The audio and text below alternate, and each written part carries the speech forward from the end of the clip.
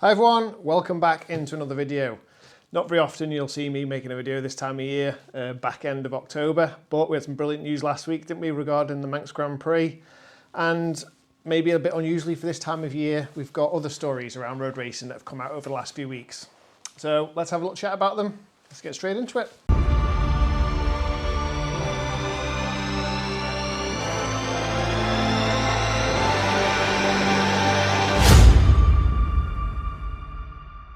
Yeah, so before we go into the big news, I guess, in terms of the Isle of Man and the TT and Manx Grand Prix, and especially for us as TMs, the big news to do with Grand Prix and the schedule change for next year, a few other things to talk about. And I think it was only yesterday or the day before that Glenn Irwin announced his retirement from road racing. And I was in the middle of something and I kind of just caught it a little bit. And initially I thought it was a retirement from... When people say road racing, they can mean short circuit. So like, I'm basically finished with racing, but he just meant the actual roads, which for him now is just the Northwest. He's been like obviously very, very successful at Northwest, and I wish he'd stayed and kept doing the TT. And he's not everyone's cup of tea, Glenn, is he? And he's obviously a bit of a unique character, shall we say.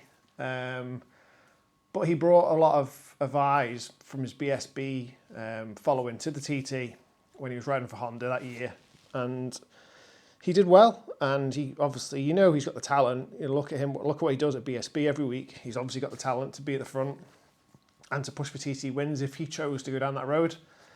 And he didn't, for whatever reason. He decided he did the TT one year and it wasn't for him. And fair play, it would be easy to stick it out and think, well, that's a career for me where I can do well and make a living from it, even though he wasn't completely comfortable doing it. So no, fair play to Glenn. He thinks road racing is too dangerous, and it is dangerous. Like, we all know that, you know, obviously we really know that, and everyone who follows this knows all about road racing and the dangers that come with it. And as we've talked about before, the dangers a massive part of the draw for road racing for competitors, as well as everybody else who's involved in it. You know, it's the danger that makes it so exciting in a way. So yeah, but it's not for everyone, and fair play to Glenn for that. You can't take anything away from how successful he's been. Look at those Northwest 200 victories, and yeah, he's had a great bike, and the Northwest, just a glorified, you know, short circuit race really. It's not a real road race, but everyone else is there and everyone else has got to be beat, and he did beat them, like, more often than not. Some ridiculous number, like he's won 7 out of his 9 superbike races and podiumed in every supersport race, something ridiculous. But yeah, so Glenn's done. Let's move on. The last week as well, Conor was announced as riding for Burrows, John Burrows Engineering or Racing, I'm sure it's called now. So yeah, you look at that team and those bikes. So obviously, Conor won't be riding a 600, I don't think, unless he's doing it for another team. I don't think Burrows guys even bring a 600. So if you look at Dom last year, Dom Hebertson, he rode for them, and then he rode for Davey in the Supersport, I think. Was that last year? I think so. This year, you know, like the last TT. So, I mean, Conor's probably not going to be too bothered about 600 anyway. He's too big to be competitive on one. Yeah, it's a nice run out, and you know he's going to be in the top 6, 8, you know, he's going to be up there anyway because he's just a talented road racer, but he's not going to be competing for a win like he can be on a big bike on 1,000. And the Burrows bikes are good. They are really good bikes. Small team, maybe that'll work better for Conor than the bigger team. Is the bike as good as the Paget's bikes? Maybe. I mean, he rode the FHO BMW, didn't he, at the back end of this season, somewhere in Ireland. And there was rumours that that's where he was going to go. Maybe the Beamer suits him a bit better, bigger bike. Yeah, but obviously, as I've talked about loads of times on here, I'm a Conor fan. I want Conor to do well. I want Conor to win a TT. And it does feel like the longer it kind of goes on without him getting one, the less chance it's going to happen. But you can't write him off. You know, on his day, on the right bike, he's pretty much guaranteed to be on the podium. Like, we've seen it so many times. Like I say, guaranteed. You can argue against that and say, not while you've got Hickman, Davey Todd, Michael Dunlop, Dean Harrison. He's got to beat all of them, or some of them have got to not finish. You can argue that if you like. But he often goes under the radar, Conor, and then comes out on senior race day and finishes second. And yeah, like hopefully it all works out for him there. Like sometimes you think, oh, that's a step down from Paget's going to Burrows, but it doesn't always work that way because sometimes being in that smaller team just suits certain riders, and especially if the BMW suits him and he's ridden it, so he knows if it does or it doesn't. And maybe that's why he decided to go that way. I was kind of hoping he'd go with FHO, but he might be better off within the Burrows team. And speaking of FHO, it looks like, doesn't it? I mean, this is the last one to confirm that Davey Todd's going to go there. I mean, I'm only speculating off what I've seen, like flying around. Obviously, he's riding the FHO bike at Macau. Does that mean he's going to sign next season? Maybe. I mean, obviously, he wasn't on a bad bike, was he, with the Taz team? So, I don't know. And the Taz team going to continue on the roads? And if they are, who with? Again, who knows? So there's so much going on, and there's still so many spaces potentially available for good riders that it's really exciting for next year. Really exciting. So if you end up with Davey Todd and Hickman on the same bike in the same team, that'll be interesting. And obviously that means that Josh is leaving the team, and that was announced it was announced at the last BSB round, but I think people knew about it before. And the rumours that he'll be moving to DAO. So DAO Racing, who were Silicon Engineering, it was Kawasaki's, they've done a deal to ride Hondas next year, to use Honda bikes. But as far as I know, the same as this year, they're not doing the roads, it's just BSB. So if that goes that way, that's Josh Brookes on the DAO Honda, but only for BSB, unless he's done some kind of deal with them to say, no, we need to do the roads. Because he was taking good steps there, Josh, and I really rate Josh Brookes. He just doesn't take the massive leaps that some other people do. Like, he's just a steadier progression, but he's a two-time British bike champion. If you look at the lineup of riders on the start line for a TT race, ultimately, he's the most successful short-circuit rider of them all. I mean, it's probably not even an argument, is it? He's double British Superbike champion, and no one else can say that on that grid. He could say, I am the best motorbike rider about getting a bike around a piece of tarmac the quickest out of everyone here. He's just taking smaller steps and having like big blocks of time off when he's been in other teams. But I think he can get there. I think Josh Brookes can get to the top of the TT. But if he moves to a team now that aren't going to do it, by the time he ever moves again, another 3 or 4 years, maybe we'll never see him back. Who knows? Maybe he'll be back for the Classic TT, it's now called. Riding something for somebody, but yeah, I don't know where that's going. So with Conor going to Burrows Engineering, that meant that Dom Hebertson wasn't there anymore. I mean, Dom had announced, and the team had announced that they were parting ways before they said that Conor was coming in. So Dom's going to go and ride for the WTF team. So that was James Hillier's team last year, and they're going to have a 2-rider lineup. So that's really good. Like, that's a new team. I mean, I think it's like come out of the back of another team ending a couple of years ago. I can't remember exactly, there's so much going on. But that's a good team, and they did a load of videos last year at TT. James did it sort of with them, and behind the scenes of how they were preparing the bikes and stuff, and that's really good. So if you get a chance to go and have a look at those, or you saw them over TT, you'll know. But yeah, that's those guys having a two-rider lineup's good. That's really good. So again, I think that's just for the big bikes. So what Dom's doing on the 600s, I don't know. Whether Dafabet's still going to run something, or Rob Hodgson going to ride their bikes. And I think Mikey Evans is actually riding them at Macau. So where he's going to end up next year, I'm not sure. Like, you tend to see that Dafabet bike tends to be a bit of a stepping stone for teams, one of those middle ground sort of teams. So yeah, there's still loads and loads of places to fill in for different teams, but also certain riders will be on a team's Superbike, Superstock, and then maybe on a different team, Super Sport and Super Twin. So yeah, there's loads to discuss, and I could sit here and talk about it all day, but we'll see more of that pan out. It's just nice to see the way things are starting to slot into place quite early on. I say early on next season, it's late on this year. Only really Macau to go now. It's a bit of a fun race in a way, isn't it? So don't take too much from that, and yeah, roll on next year, which brings me to the big news, which is what we really want to talk about, and that's the Manx Grand Prix schedule changing for next year. I mean, there is not a single person I've spoke to since it's been announced or before it was, who didn't think this was the way to go or a good idea. It became clear over the last couple of years that the new format for the Manx Grand Prix wasn't working. And I see it obviously with two different sort of heads on. I see it as if I was still competing and what I'd feel like if I was still a competitor. And I also see it from like a fan's point of view / organisers, because I'm kind of, obviously we're involved in running the event. And as a competitor, the biggest problem for me was whenever I raced the Manx Grand Prix up until 2015, you had a 600, you could do two races, junior and senior. And for the last few years, if you want to do more than one race, you needed more than one bike. And it just felt like that wasn't right for me. And obviously a lot of people agreed with that. It was just, you go to the TT and you can take a stocker and do 3 races. And like, there's going to be 4 races with 2 stocker races. And if you take a 600, there's 2 races. And if you take a twin, there's 2 races. It's harsh to prepare a bike and only get 1 race from it.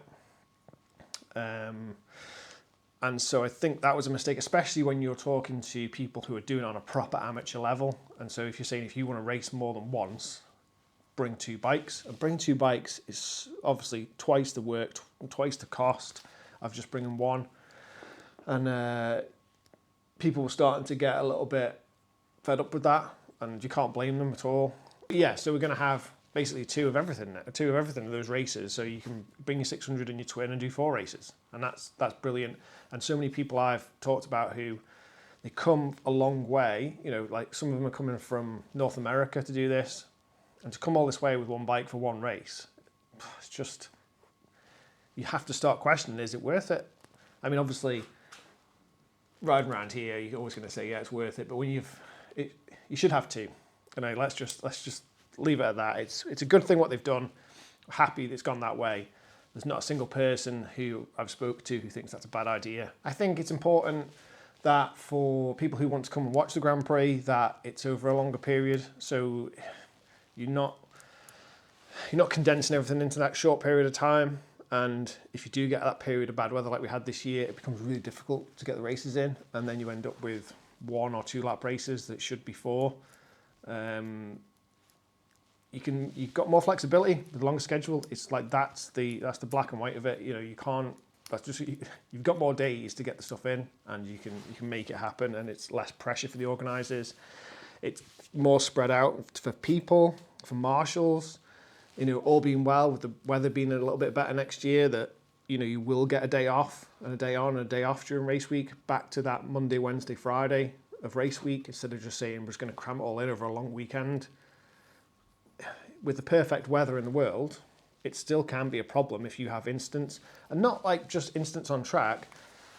What that burst water main, we had a massive diesel spill, all these things that delay the start of the event because we are racing on a working public road, and things happen, and even with perfect weather, those things would have delayed the racing. So it's not always about, it's because of the weather, but the weather probably won't be perfect, and so that will play a part too. So you need to give yourself as much wiggle room as possible to fit it all in, and not to put too much pressure on marshals and also on the riders. I'll sit here and tell you 100 reasons why it's better to have over 2 weeks, but you don't need me to tell you. It was just a chance for me to express that I'm happy about it, and I think everyone else will be. Yeah, okay, it's going to be a longer festival. I'm sure someone's going to moan about it. It's like, I preferred it when it was short because it was over quicker. But you probably didn't really like it anyway, did you? So, yeah, it's a good thing. And yeah, roll on Manx Grand Prix 2025. It feels like the future of the Grand Prix is being looked after more. Like there was people saying, they're condensing the schedule. They want to purposely make it more awkward and a hindrance. Then it's easier to sort of bin it off if you ever want to. But I think it's become very apparent that the Manx Grand Prix is very important for its own sake, but for the future of the TT as well. And in obviously the world we live in now, it becomes harder and harder to justify an event that financially isn't as rewarding as the TT. But you don't get to have the TT be the success it is without like the ground roots of the Manx Grand Prix. In my opinion, that's the way I see it. So it's very, very important. And it was a slight concern that it may have been sort of winding down and it wasn't in as strong a place as it had been in the past. And you see people all the time who are saying, well, at least we had it in the glory days of the 70s or 80s or whenever it was. Everyone likes to think that their era was the best and they had the best and now it's crap. It's just like the way people are. But it looks like the future's bright, and it looks like the people who are making the decisions are making the correct decisions for the future of the event.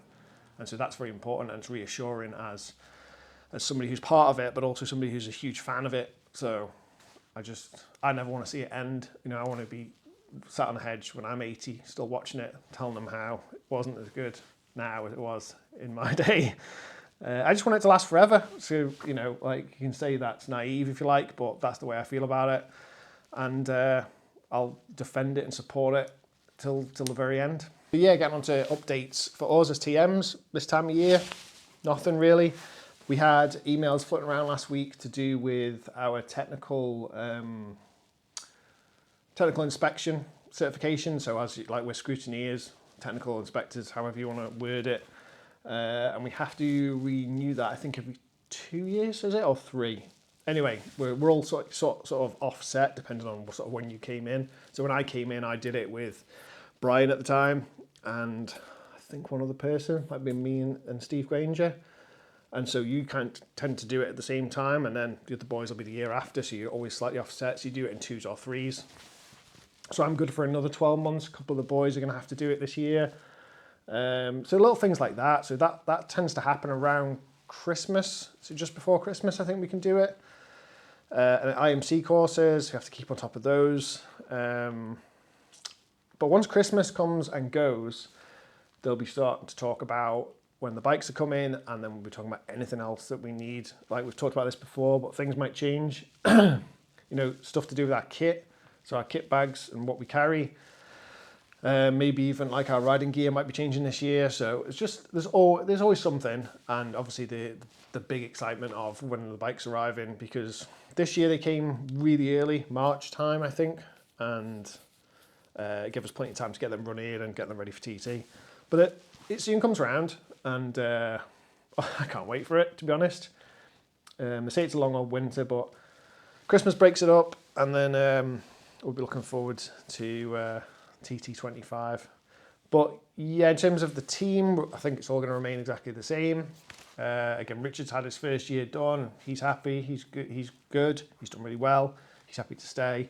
So yeah, we're all good to go for next year. Haven't got much more to add to that. If there's any big news again, I might come and make another video. It was just, I don't even know if like anyone's even going to watch this, because we're proper out of season now, aren't we? But I think it's going to be interesting to see. Like, you can see it on social media when the news comes out about the Manx. I suppose it transcends a little bit more than just like a race meeting. When they're talking about schedule changes, everybody who just lives on the island wants to have an opinion about it, because it affects them. Like, you know, it affects everybody really, doesn't it, on the Isle of Man? So the popularity of that might not transcend to a popularity of these videos, but I haven't seen anybody else really talking about it, and it's only me like babbling on about my point of view to do with it, and whether you think that is interesting or not, I don't know. I would like to get Jim back in. Jim's had a lot to do with the way the Grand Prix has been run. He's a big part of that organisation, and it'd be nice to speak to him about how these things are decided, and I think you lot would like to see that too. So Jim's hard to nail down because he's constantly away doing something, but I will speak to him, and he'll be more than happy, I'm sure, to come in and talk about it. So if you guys have got any questions specifically about the new Grand Prix format, or how it was organised, or why they decided to go which way, or to do with different classes and the classic TT Manx Grand Prix split again, put them in the comments.